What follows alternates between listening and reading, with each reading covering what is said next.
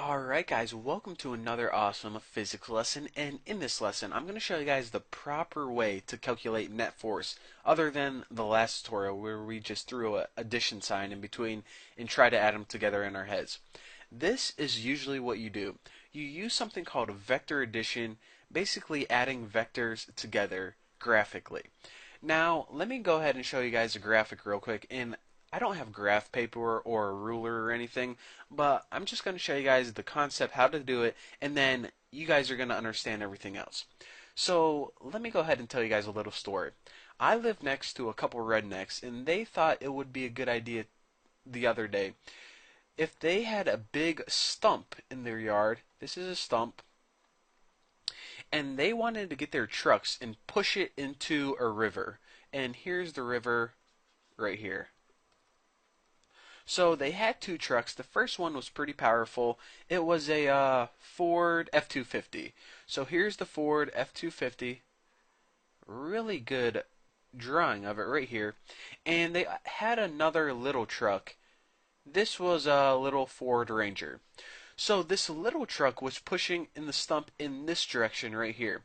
And it wasn't bad. It had a force of 50 tons. However, this Ford F-250 was a little bit more powerful. This one had a force of 100 tons.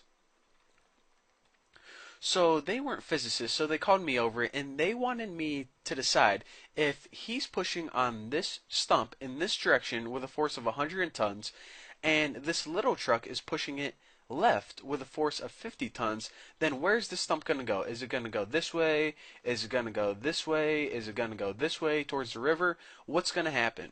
And I said, listen, rednecks, you need to do something called vector addition. And this is how you do that. Now remember, 50 tons left and 100 tons northwest.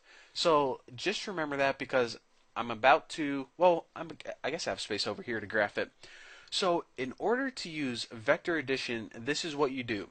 Draw an arrow that's pretty much, well, if this is 50 tons, draw an arrow that's 50 centimeters in this direction. Now, if you have a force of 100 tons in the northwest direction, draw an arrow connected to it that's 100 centimeters in the northwest direction. So again, if your force is twice as strong, make sure your arrow is twice as long. Okay? So you see this? Good. So what we're about to do is the next step is to connect these head to tail. So you see how both of these arrows' heads are touching? What we need to do is take the tail and move it over to the head of this arrow.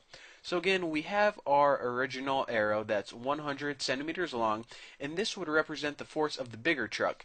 Now what we need to do is take this arrow and take its tail and move it to the head of the other one. Now whenever we do that, we have both of our arrows that are both facing in the same direction still, but now they are tied together.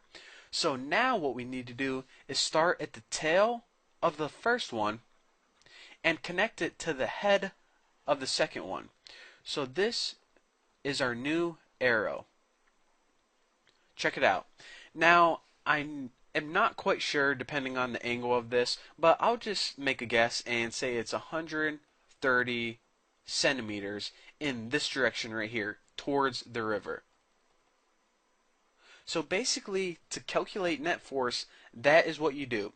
Whatever the forces are, you need to draw it to scale the size of your arrows. For example, if you have a 50-ton to 100-ton force, you can either draw this one 50 centimeters and this one 100 centimeters, or you can draw this smaller one 2 centimeters and this bigger one 4 centimeters, as long as they are to scale. Then what you need to do is you need to connect them head to tail and draw a new arrow from the tail of the first one to the head of the last one. And then what you need to do is make a new arrow and take the measurement of that. And that's why it's helpful to have a ruler with you and some graph paper, because just drawing it right here is really inaccurate. But if you had a graph paper, then that is what you do. You actually draw an arrow out and you measure the distance of that new arrow.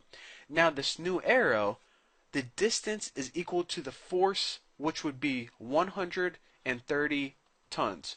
Now, not only is the distance equal to the force, but the new direction is equal to the new direction of the force. So if we ended up with an arrow this way, then the force would be going this way. So that is how you basically calculate the net force. Add vectors together, measure it, and the distance equals the force, and the new direction equals the new direction of the force. So in this case, they were successful, even though there's some, silly old rednecks.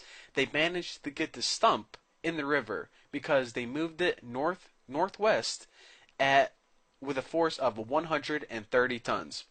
So I don't know if I'm going to show you guys some more vector addition, but we're definitely going to use it later on. If not in the next tutorial, then the tutorial's coming up. So anyways, for now, thank you guys for watching, and don't forget, I know some of these topics are kind of confusing, and if you have any questions about any of them, then please go ahead and ask me on my forum, tnbforum.com. I'll post the link in the description below. But anyways, thank you guys for watching. Don't forget to subscribe, check out my forum, add me on Google+, and I will see you next time.